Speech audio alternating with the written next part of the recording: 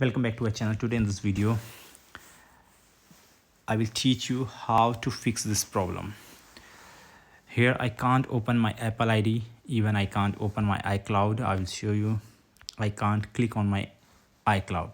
So what you have to do, just go to the setting, scroll down, click on screen time, scroll down, go to content and privacy restriction. Again scroll down and then click on account changes. Here you can see I put it on don't allow. Just click on this one and then click on allow.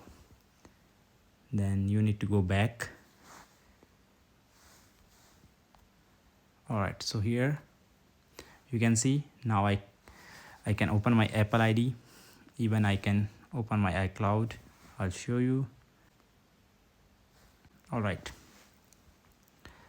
now I'll tell you why I put it on don't allow.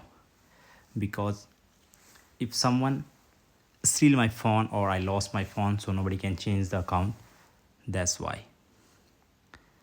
That's all for today. Thanks for watching. Bye bye. Take care.